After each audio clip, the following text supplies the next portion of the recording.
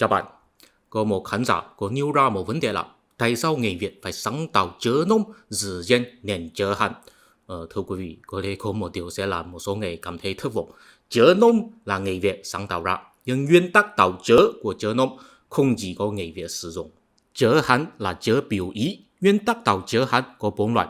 Một là tầng hình, đó là nguyên tắc cơ sở nhất, cụ thể là vẽ ra sự vật bằng chớ. Hai là chỉ sự, cụ thể là tạo ký hiệu để chỉ khái niệm chủ tầng. Ví dụ trên và giấy là khái niệm chủ tầng, không thể vẽ ra cho nên phải tạo ký hiệu.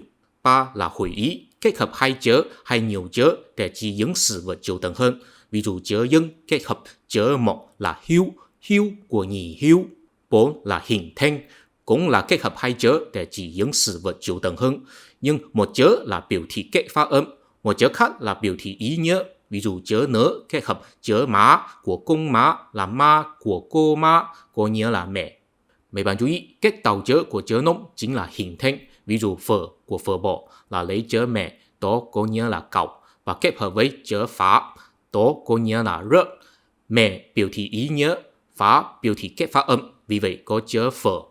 Chớ phở là chớ nôm, chỉ có người Việt sử dụng. Trong tiếng phổ thông không có chớ này. Nhưng mà các bạn có biết không, thật ra trong một số phương ngôn của Trung Quốc cũng có một số chớ là không thể tìm thấy trong tiếng phổ thông, chỉ có thể phát âm bằng phương ngôn, và cách tạo chớ của chúng cũng là hình thanh. Ví dụ trong tiếng Quảng Đông có lấy chớ dân kết hợp với chớ cờ, kết phát âm là khói, có nghĩa là ấy. Nó không được phát âm bằng tiếng phổ thông, chỉ có được phát âm bằng tiếng Quảng Đông. Chớ phở là chớ nôm, thì chớ khói là gì? Bây giờ người Quảng Đông được đăng ký là người Hán, cho nên chớ khói cũng được đăng ký là chớ Hán. Nhưng chỉ có người Quảng Đông mới biết phát âm, và người Quảng Đông có sử dụng nhiều chớ Hán, là chỉ có họ mới biết phát âm như thế nào. Và thông thường người ta nói những chớ đó là chớ Quảng Đông hay chớ Hồng Kông. Thế tại sao người Việt sáng tạo ra chớ nôm? Đáp án tất nhiên là tại vì trong tiếng Việt có nhiều chớ là không thể tìm thấy được chớ tương ứng trong chớ Hán. Ví dụ chớ phở, chỉ có người Việt ăn phở thôi, cho nên người Việt mừng chớ Hán để biểu thị ngôn ngữ của mình. Thế tại sao người Quảng Đông có sáng tạo ra và sử dụng nhiều chớ Quảng Đông? Đáp án cũng là tại vì trong tiếng Quảng Đông có nhiều chớ là không thể tìm thấy được chớ tương ứng trong chớ Hán, cho nên người Quảng Đông mừng chớ Hán để biểu thị ngôn ngữ của mình.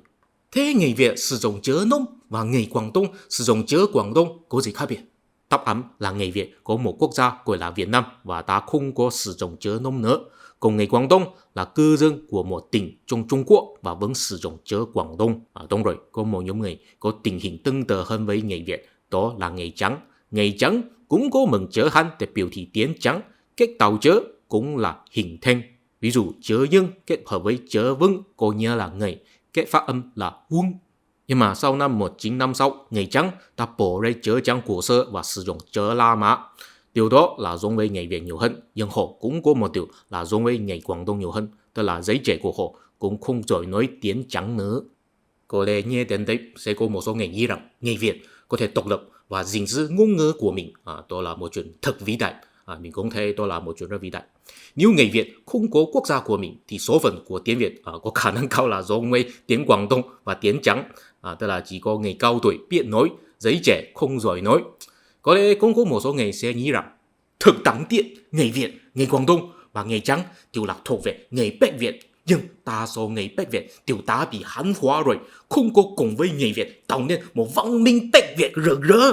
Thái độ của người trắng mình không chắc lắm, nhưng thái độ của người Quảng Đông mình có thể khẳng định rằng đa số của họ rất tự hào họ là người Hán, họ là nhóm tinh hoa nhất trong người Hán. Người Bắc Việt là những man di đã bị biến mất trong lịch sử rồi. Cho nên nếu người Việt có chí khí tạo nên một văn minh Bắc Việt rực rỡ thì người Việt chỉ có thể dựa vào bản thân mình thôi. Nếu có ai vẫn có kỳ vọng với người Quảng Đông, xin để mình đưa ra một lời khuyên, bạn chỉ sẽ lãng phí thời gian và tình cảm của bạn thôi. Thế làm thế nào để tạo nên một văn minh rực rỡ? Thưa quý vị, đó là một chuyện không thể được kế hoạch và miễn cưỡng, tại vì văn minh giống như công nghệ có một chu kỳ cuộc sống. Thưa quý vị, văn minh có chu kỳ cuộc sống, đó đã là một quan điểm rất phổ biến rồi. Bất kể ở phương Đông hay phương Tây đều có quan điểm tương tự. Trong thời hiện đại, lý thuyết về chu kỳ cuộc sống của văn minh chủ yếu là được cống hiến bởi hai nhà nghiên cứu Oswald Spengler của nước Đức và Arnold Joy Toynbee của nước Anh. hay ông này đều có những miệng rằng triệu chứng của sự suy yếu của văn minh là thiếu tính sáng tạo, triệu chứng của sự nổi lên của văn minh là nhiều tính sáng tạo. Thế làm thế nào để phán đoán một văn minh có thiếu hay nhiều tính sáng tạo? Thật ra có một kết quan sát rất đơn giản, thấy nó là muốn sáng tạo cái mới hay là muốn tuân thủ cái cũ. Văn minh giống như con người, khi một văn minh vừa mới được sinh ra, giống như một trẻ con vừa mới được sinh ra. Trẻ con chưa trải qua giáo dục, cơ sở tự nhiên là thô lỗ, cho nên khi những văn minh trưởng thành nhìn thấy những văn minh cơ sở thì sẽ gọi họ là man di. Trong lịch sử nhân loại đã từng có xuất hiện nhiều lần rồi. Sau khi những man di hấp thu văn hóa cấp cao rồi, họ cũng sẽ trưởng thành và thay thế những văn minh từng có gọi họ là man di. Ví dụ ngày xưa, những thành bang Hy Lạp thấy những người ở Đức Ý là man di, nhưng sau đó ở Đức Ý có xuất hiện một đế quốc La Mã và thay thế những thành bang Hy Lạp. Và đế quốc La Mã cũng có thấy người Tây Âu là man di, nhưng sau đó ở Tây Âu có xuất hiện nhiều vương quốc thay thế đế quốc La Mã. Ở Trung Quốc, ngày xưa địa phương văn minh nhất là ở Trung Nguyên, cụ thể là Đông Bắc Hoàng Hà. Họ thấy những người ở xung quanh đều là man di, nhưng sau đó ở Đông Bắc và Tây Bắc luôn luôn xuất hiện nhiều bộ lạc du mục chinh phủ Trung Nguyên. Và người Trung Nguyên tháo chạy đến Đông Nam. Sau nhà Tống, khu vực có sĩ phu nhiều nhất là ở Đông Nam. Văn hóa Hán của Đông Nam là văn minh nhất. Và bây giờ khu vực có kinh tế phát triển nhất là ở Đông Nam. Cả văn minh La Mã và văn minh Trung Hoa đều là văn minh rất lâu dài. Và chúng ta có thể phát hiện hai văn minh này đều từng có trải qua một quá trình là khi bắt đầu họ có xây dựng nhiều chính quyền nhỏ. Văn minh La Mã là có nhiều thành bang, văn minh Trung Hoa là có nhiều chư hầu quốc. Sau đó trong nội bộ có xảy ra nhiều chiến tranh, dần dần xuất hiện một trung tâm chính trị thống nhất. Văn minh La Mã xuất hiện một đế quốc La Mã, văn minh Trung Hoa xuất hiện một đế quốc Trung Hoa. Sau đó luôn luôn bị nhiều bộ lạc man di xâm lấn. Đế quốc La Mã là bị bộ lạc man di của Bắc Âu và Đông Âu xâm lấn. Đế quốc Trung Hoa là bị bộ lạc man di của Đông Bắc và Tây Bắc xâm lấn. Cuối cùng có man di tự xưng mình là người kế thừa của văn minh. Ví dụ người German và người Nga đều vốn là man di, nhưng đều tự xưng mình là người kế thừa của La Mã. Người Tiên Ti và người Ngô Việt cũng vốn là man di, nhưng cũng tự xưng mình là người kế thừa của Trung Hoa. Nhưng có một sự khác biệt là sau đó có một nhóm người hấp thu văn hóa La Mã và tạo nên văn minh rực rỡ. Họ thấy văn minh La Mã đã suy yếu rồi, họ là một văn minh mới, đó chính là văn minh phương Tây. Còn bây giờ chưa có một nhóm người hấp thu văn hóa Trung Hoa và tạo nên một văn minh rực rỡ mới. Có lẽ Nhật Bản có thể được coi là một văn minh mới, nhưng so sánh với văn minh phương Tây thì quá nhỏ. Và người Trung Quốc cũng không chấp nhận văn minh Trung Hoa có suy yếu, họ muốn tiếp tục câu chuyện của văn minh Trung Hoa. Thưa quý vị, khi một văn minh bị người ta gọi là man di, họ là giống như trẻ con, nhưng không phải mỗi trẻ con đều sẽ trưởng thành. Trẻ con có thể bị chết trước khi trưởng thành. Một văn minh cơ sở cũng có thể bị chết trước khi trưởng thành. Hình thức bị chết thông thường nhất là bị văn minh trưởng thành chính phủ hay đồng hóa. Họ trở thành một phần của một đế quốc khổng lồ, đánh mất ý chí xây dựng một văn minh mới. Đó là kết cục của vô số bộ lạc man di trong đế quốc Trung Hoa. Tuy nhiên, cũng có một số man di tuy bị đế quốc chính phủ nhưng không bị hoàn toàn đồng hóa, luôn luôn khởi nghĩa. Nếu có thể thoát ra sự thống trị thì sẽ có cơ hội tiếp tục trưởng thành. Đó là tình hình của người Việt. Khi một bộ lạc man di có thể xây dựng một quốc gia thì có nghĩa là từ trẻ con trưởng thành thanh niên. Bộ lạc man di không có phát triển ra văn hóa cấp cao, không có một ý thức hệ cố định, giống như trẻ con chưa có hình thành một nhân cách cố định. Họ có tò mò với tất cả mọi thứ, nhưng sau khi bộ lạc man di xây dựng quốc gia rồi thì ít hay nhiều đều sẽ tiếp nhận những văn hóa cấp cao. Tại vì quốc gia phải có pháp luật và lễ phép, phải nhờ văn hóa cấp cao để sắp xếp. Vì vậy họ phải suy nghĩ một vấn đề là một thế giới lý tưởng hay có trật tự nên là như thế nào. Suy nghĩ của họ sẽ dần dần phát triển ra một ý thức hệ cố định, giống như thanh niên sẽ dần dần hình thành một nhân cách cố định. Trong giai đoạn như vậy, không thể tránh là chính quyền của họ sẽ không ổn định. Có thể là có nhiều quốc gia nhỏ xuất hiện, hay là trong một quốc gia có nhiều thế lực chính trị. Mỗi thế lực chính trị đều sẽ tìm kiếm thế giới lý tưởng mà mình muốn. Họ sẽ thể hiện nhiều tính khả năng, phát triển ra văn hóa đa dạng. Giống như trong giai đoạn thanh niên, người ta sẽ cứ làm thử nhiều sự thất bại và tích lũy nhiều kinh nghiệm. Nhưng mà không phải mỗi thanh niên đều có cơ hội tích lũy nhiều kinh nghiệm và phát triển ra trí tuệ thuần thục. Ví dụ trước khi Việt Nam độc lập, đã có một năm chiếu quốc xuất hiện ở Vân Nam, đó là một liên minh bộ lạc đa sắc tộc. Cho nên tuy họ là một quốc gia thống nhất, nhưng trong nội bộ có nhiều thế lực chính trị, văn hóa cũng rất đa dạng, có hấp thu Nho giáo, Phật giáo và phát triển tôn giáo nguyên thủy của mình, không có một ý thức hệ cố định. Sau đó trải qua mấy lần sự thay đổi triều đại, cuối cùng xây dựng một quốc gia mới gọi là Đại Lý Quốc. nhưng trước khi họ phát triển một văn hóa độc đáo thuần thục, họ đã bị đế quốc Mông Cổ tiêu diệt rồi. Sau đó, các sắc tộc của họ trở thành dân tộc thiểu số trong đế quốc Trung Hoa.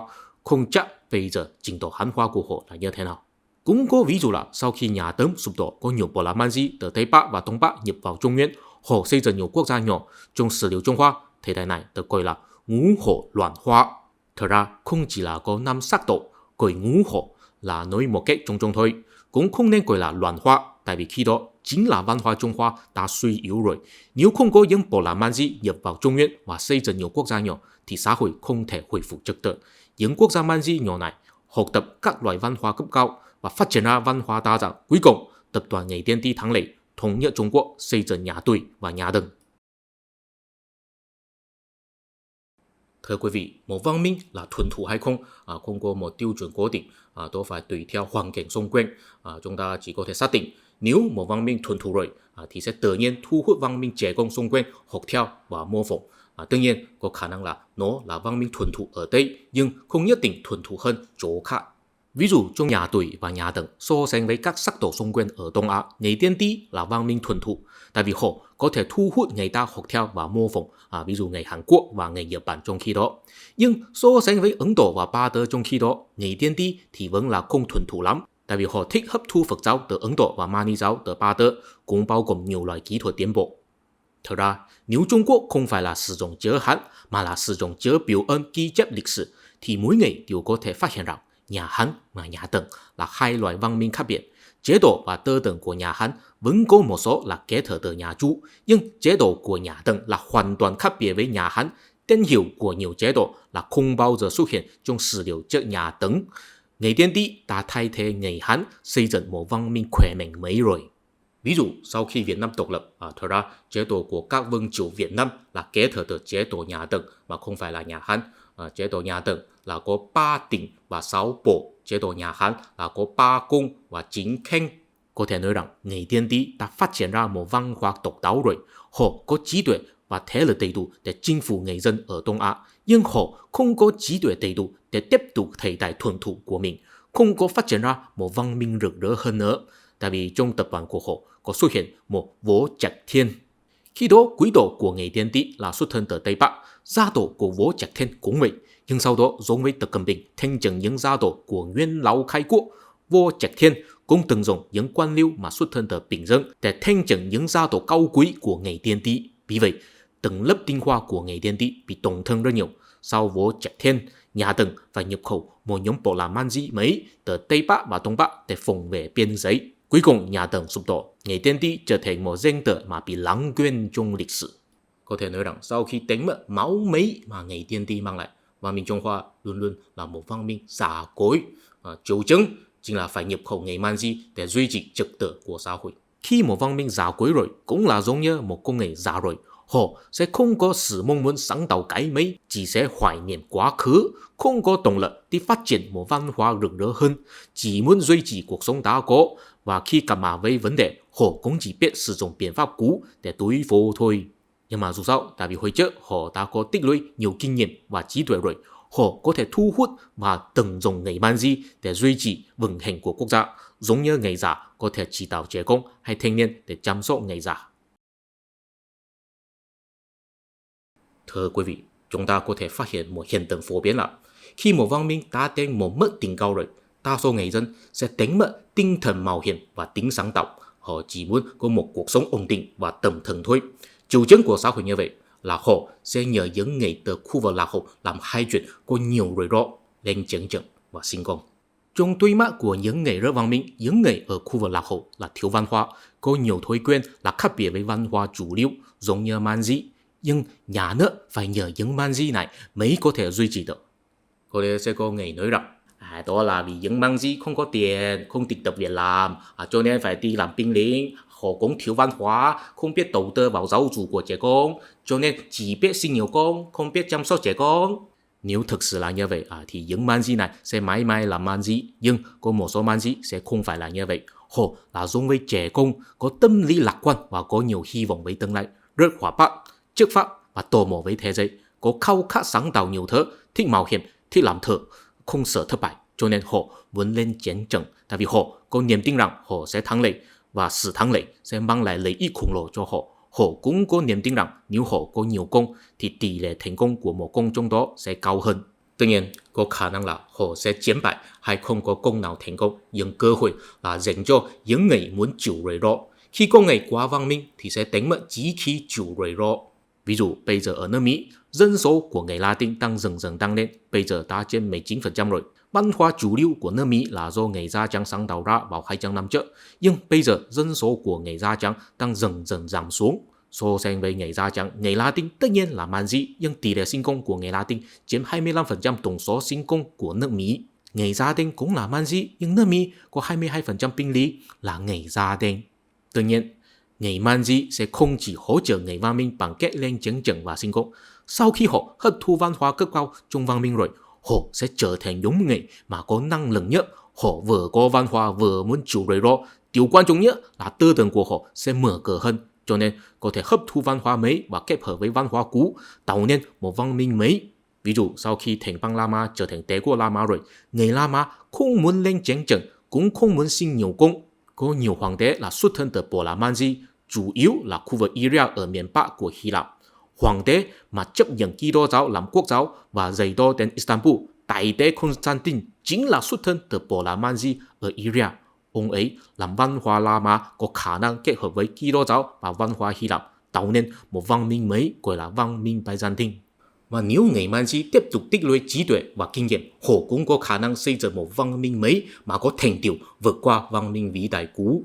Ví dụ người Ả Rập vốn là man di trong người Semit từng có xây dựng văn minh Mesopotamia, trí tuệ của họ được lưu truyền trong Do Thái giáo. Sau đó người Ả Rập hấp thu Do Thái giáo và sáng tạo ra Hồi giáo, xây dựng một văn minh Hồi giáo mặc rực rỡ hơn văn minh Mesopotamia.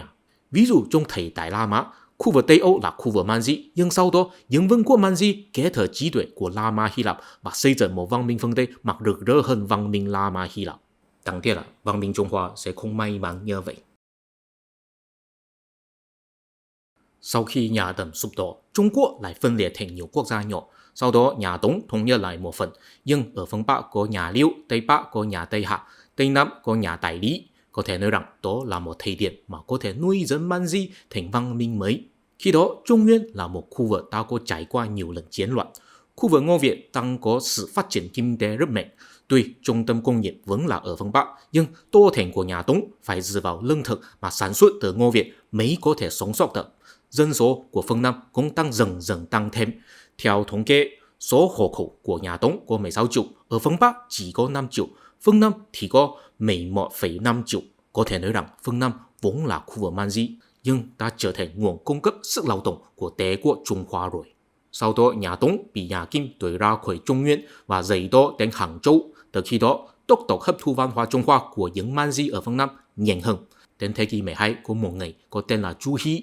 Ông ấy sắp xếp lại các kinh điển của văn hóa Trung Hoa và đưa ra một hệ thống triết học mới gọi là lý học. Tích quán của Chu Hy là Thần Nhiêu ở Giang Tây. Trong nhà Tống, nó thật ra là một khu vực vừa mới bị Hán hóa, cho nên chúng ta có thể suy đoán Chu Hy cũng là giống như Đông Trung Sơn. Gia tộc của ông ấy vốn là man di và vừa mới bị Hán hóa. Bản thân Chu Hy là một người có lòng nhiệt thành tôn giáo. Ông ấy tin rằng vũ trụ có năng lượng và quy tắc thiên nhiên được gọi là khí và lý. Có thể nói rằng ông ấy đã mang lại sức sống mới cho Nho giáo mà đã hình thức hóa. Không chỉ là vậy, ông ấy cũng triển khai một phong trào xây dựng cơ sở xã hội. Ông ấy sắp xếp lại lễ làng thành hưng ước, tổ chức người dân ở nông thôn thành nhiều tông tộc, dạy người dân làm thế nào để thờ cúng tổ tiên một cách lễ phép, thiết kế ra nhiều loại nghi lễ. Nếu sự nghiệp của Chu Hy có từ ngày ta của nhiều đời kế thừa và tiếp tục làm đi, có lẽ xã hội địa phương của phương Nam Trung Quốc có thể được phát triển rất mạnh và sau đó phát triển ra một văn minh mới. Đáng tiếc là sau khi Chu Hy qua đời chỉ trải qua 35 năm, nhà Tống đã bắt đầu tổng biên xã hội để đi chiến tranh với Mông Cổ. Tài nguyên của xã hội địa phương bị hao mòn rất nhiều và sau khi nhà Tống bị nhà Nguyên tiêu diệt, tư tưởng của Chu Hy chỉ trở thành tác ám tiêu chuẩn của khoa cử, cũng là bị hình thức hóa. Nhà Nguyên là bị nhà Minh thay thế. Khi bắt đầu, quân đội của nhà Minh là những tín đồ của Minh giáo. Minh giáo không phải là tôn giáo chủ yếu trong văn minh Trung Hoa.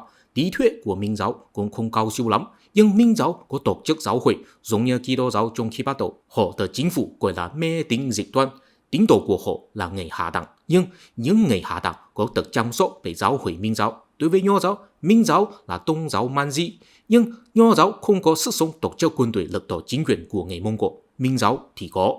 Nhưng có một chuyện đáng tiếc là sau khi nhà Minh được xây dựng, giống như Tập Cận Bình đang làm vào bây giờ, Minh Thái Tổ cũng là thanh trưởng tập đoàn công thần, cho nên những nguyên lão khai quốc của Minh giáo bị tiêu diệt. Nhà Minh lại tận dụng quan liêu Nho giáo thống trị quốc gia, Minh giáo lại trở thành mê tín dị đoan.